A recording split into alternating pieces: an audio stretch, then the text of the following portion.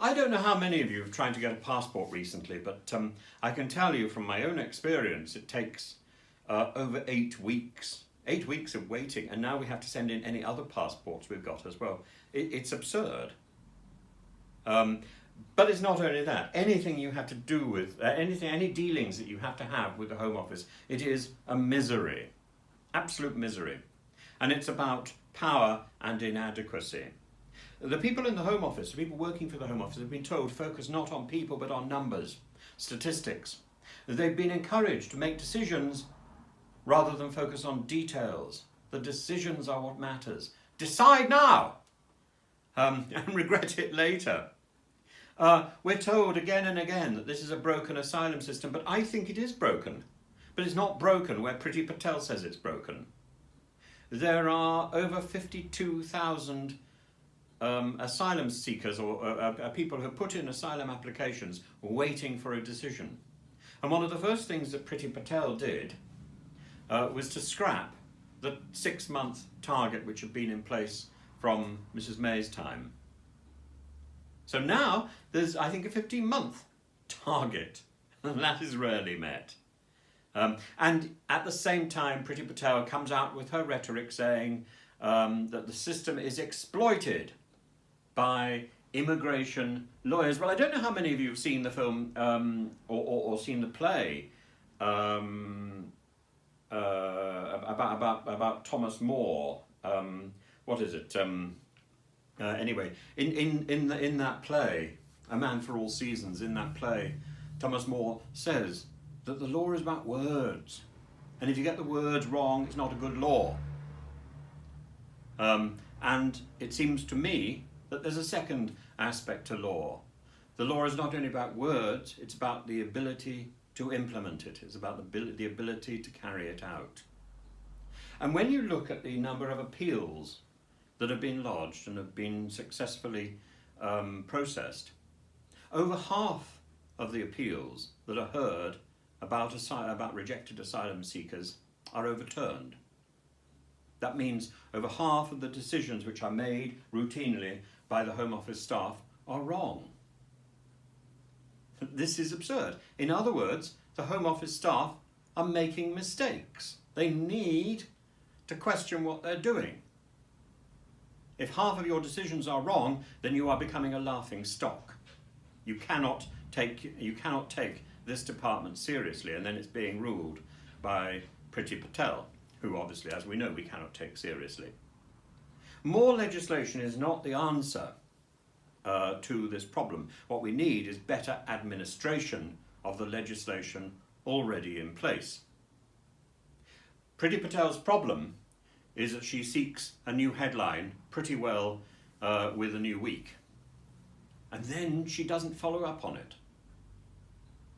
Her white papers are as endless as the lavatory roll, which no doubt is spinning out of control in her loo. It's absurd. And the other day there was this extraordinary battle in Parliament between, oh my God, I can barely describe, between Priti Patel on the one hand and Diane Abbott on the other. This is like looking at King Kong versus Godzilla. It's like looking at two plastic puppets parading their prejudice. Puppets parading their prejudice, and doing so with great intensity, and completely unbelievable. Diane Abbott can't even get it right. She talks about a toxic environment. Mrs. May coined the phrase hostile environment. That's the phrase, not toxic. It may be toxic as well, but Mrs. May's phrase, abhorrent concept, a hostile environment. What is this? It's just a label. It's just an excuse for inadequate administration. It's an excuse for inadequacy. It's a defense of inadequacy. This whole department is inadequate. It needs reforming. And having some Dalek running around the place, saying,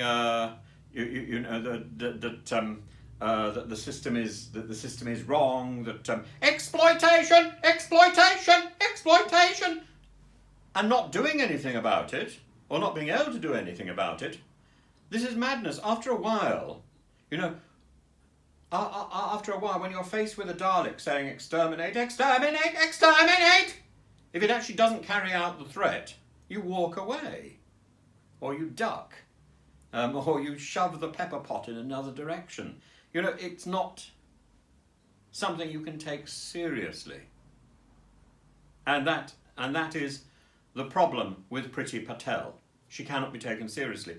Diane Abbott, we know, is not taken seriously. So to see the two of those locked in conflict was, from my point of view, an absolute joy. But to come back to this idea of inadequacy, no other word explains the Windrush scandal and the fact that the new Windrush scandal, not the original one, the scandal that now, today, only 5% of those claimants who have applied for compensation, who have applied for a payout, have actually received it. Only 5% of those who have registered have received damages. This is outrageous. Years have gone by since this was established. This was an error on Theresa May's watch. She became Prime Minister. Amber Rudd took the fall for her. Somebody should have been doing something. Somebody should have been making sure that this particular problem was sorted out. Because in the end, it's going to come back and it's going to be laid at her feet.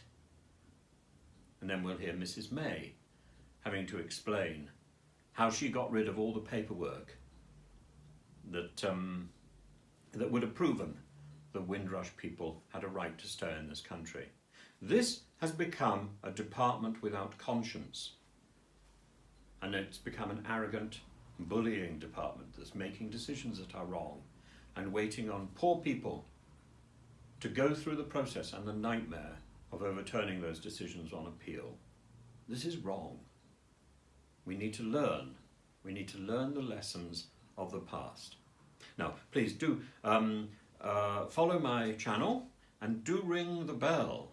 Ringing bells is always good. Bye-bye.